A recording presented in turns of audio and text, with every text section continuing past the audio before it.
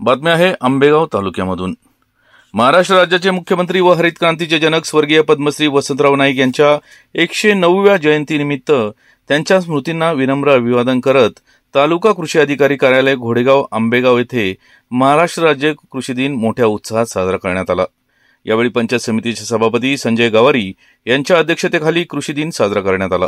यावेळी पुणे विभागीय कृषी केंद्राचे शास्त्रज्ञ डॉक्टर बनसोडे तसेच कृषी विज्ञान केंद्र नारायणगावचे शास्त्रज्ञ राहुल घाडगे यांचे मोलाचे मार्गदर्शन लाभले। कृषी क्रांतीचे प्रणेते वसंतराव नाईक यांच्या दूरदृष्टीने कृषी क्षेत्रात आमूलाग्र बदल घडला। त्यांनी राज्य अन्नधान्याच्या बाबतीत स्वयंपूर्ण केले। त्यांच्या विचाराचे मार्गदर्शन व त्यांची महती यावेळी अनेकांनी आपल्या भाषणातून पटवत मोलाचे मार्गदर्शन केले।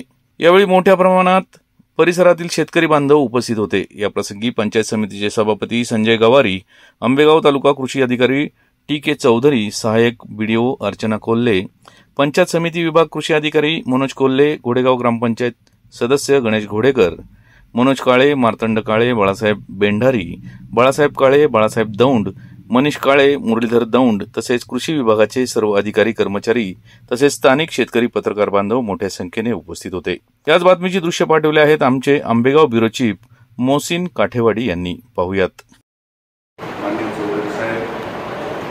या कार्यक्रमासाठी आवर्जून उपस्थित असणाऱ्या आमच्या पंचायत समितीच्या सहाय्यक सदस्य मॅडम, त्याचबरोबर या कार्यक्रमाला उपस्थित राहून आपण सर्वांना ज्यांनी मार्गदर्शन केलं ते कृषी विज्ञान केंद्राच्या नारायणगावचे शास्त्रज्ञ डॉक्टर राहुल घाडगे साहेब, दुसरे शास्त्रज्ञ डॉक्टर बनसोडे साहेब हे कृषी विद्यापीठातून या ठिकाणी उपस्थित झालेले आहेत।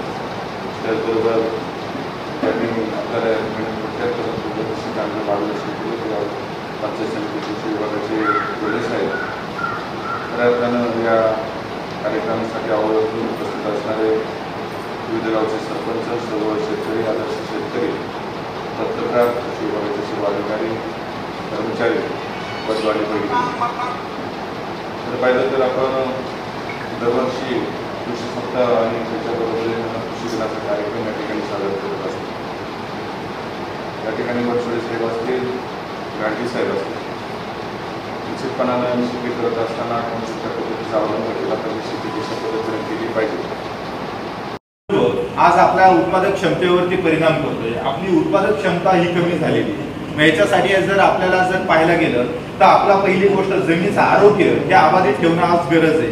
कोरोना काळामध्ये आपल्याला एकच गोष्ट शिकवली, जर ज्याचं आरोग्य चांगलं आहे, ज्याची इम्युनिटी पॉवर चांगली, तोच याच्यामधून सर्व्हाइव्ह झाला। तसंच आपल्या पिकांचं देखील आहे। आपल्या पिकाचं जर आरोग्य चांगलं ठेवायचं असेल तर पहिली गोष्ट जमिनीवरती आपल्याला काम करावं लागेल।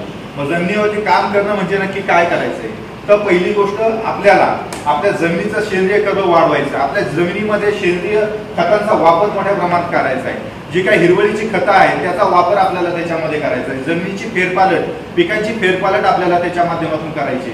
आज पारंपरिक पद्धतीने जर पाहायला गेलं तर अनेक वर्षानुवर्ष एक पीक पद्धती आपल्या भागामध्ये आहे। भात पिकामध्ये सातत्याने ती गोष्ट आपल्याला जाणवते। त्याचबरोबर आपण जे काही पारंपरिक बियाणं आहे ते सुद्धा आपण कायमस्वरूपी तेच वापरतो। तर सुधारित वाणांचा आपल्याला वापर करणं गरजेचं आहे।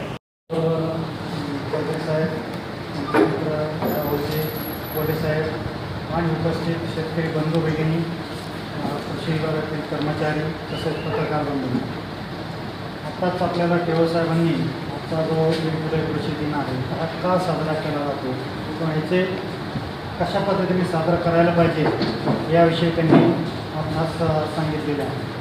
खरं तर आजच्या दिवशी ज्यांच्यासाठी हा दिवस साजरा केला जातो किंवा ज्यांच्यामुळं हा दिवस साजरा केला जातो त्यांना जे काही अपेक्षित होतं असं कार्य आपल्याकडून घडलं पाहिजे।